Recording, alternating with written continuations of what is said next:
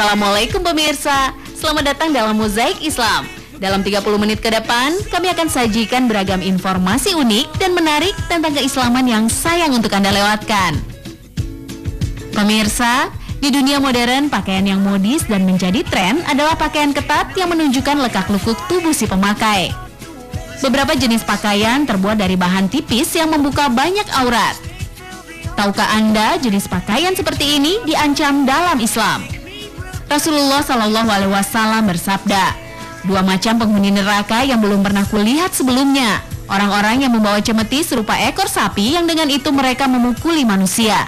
Dan para wanita yang berpakaian namun telanjang. Mereka berjalan sambil bergoyang dan berlenggak-lenggok. Kepala mereka ibarat punuk unta yang miring. Para wanita ini tidak akan masuk surga dan tidak akan menghirup aromanya. Padahal sesungguhnya aromanya tercium dari jarak sekian dan sekian." Hadis riwayat Muslim. Pemirsa, larangan Allah Subhanahu wa Ta'ala terhadap tren berpakaian ketat, tipis, dan transparan yang menunjukkan lekak-lekuk tubuh dapat dibuktikan secara medis. Ada sejumlah penyakit yang muncul karena seorang wanita berpakaian seperti ini. Penyakit pertama yang bisa muncul dari penggunaan pakaian ketat adalah ancaman jamur. Pemirsa, Indonesia adalah negara tropis. Dengan iklim seperti ini seharusnya pakaian ketat dihindari karena bisa menyebabkan kulit akan kekurangan ruang untuk bernafas sementara cairan yang keluar dari tubuh cukup banyak. Akibatnya permukaan kulit menjadi lembab dan bisa mengakibatkan jamur mudah berkembang. Jenis jamur yang banyak ditemui adalah panu, jamur kurap dengan bintik menonjol, serta jamur kandinda yang basah dan gatal. Penyakit kedua yang muncul dari pakaian ketat adalah penyakit kulit, gatal, dan berbekas hitam. Yang berikutnya, penyakit akibat pakaian ketat ketiga bisa menyebabkan kemandulan pada wanita.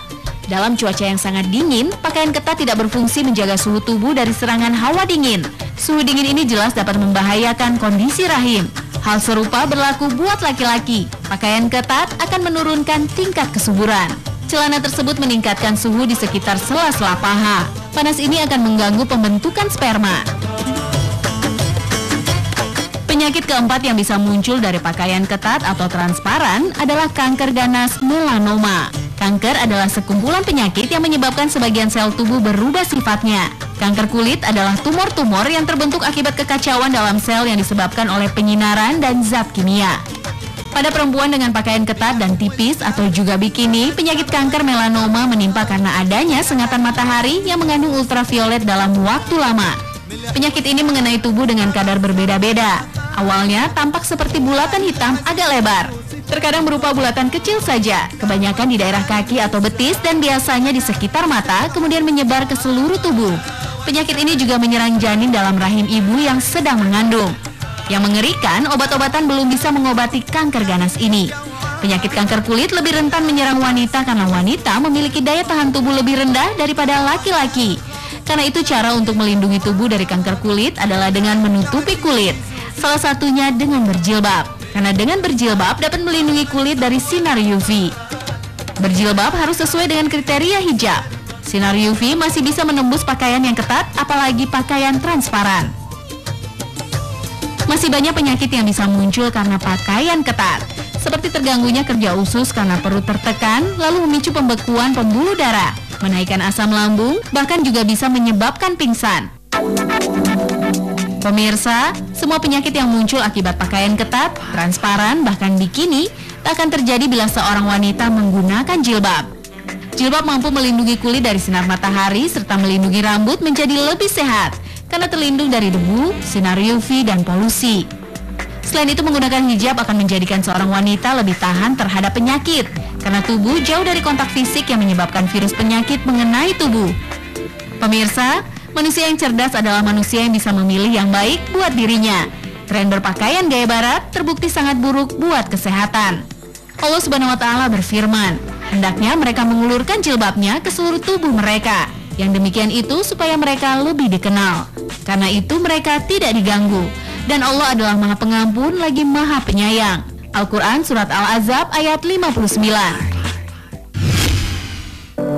Dalam Islam, jilbab menjadi identitas muslimah. Pandangan awam membuktikan mereka yang berjilbab akan lebih kecil kemungkinan diganggu atau bahkan sekedar diperhatikan dengan nafsu syahwat laki-laki. Nabi Muhammad SAW bersabda, "Sesungguhnya perempuan itu adalah aurat." Hadis riwayat Tirmizi. Pemirsa, perempuan adalah makhluk yang indah. Melihatnya dapat menimbulkan perasaan kagum, senang, hingga menimbulkan syahwat. Maka perempuan muslim yang beriman kepada Allah Subhanahu wa Ta'ala wajib menjaga dan melindungi dirinya sendiri supaya terhindar dari hal-hal yang membahayakan akibat dari membuka aurat, yaitu bagian-bagian tubuh yang tidak boleh terlihat oleh selain orang yang berhak melihatnya.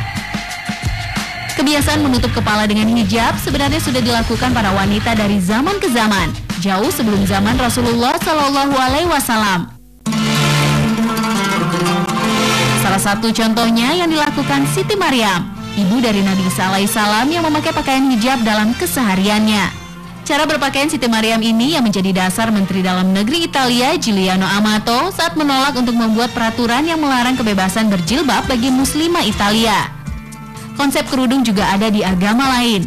Dalam agama Yahudi misalnya, seorang pemuka agama Yahudi menulis bahwa baju bagi wanita Yahudi saat bepergian keluar rumah adalah mengenakan penutup kepala yang terkadang bahkan harus menutup hampir seluruh muka.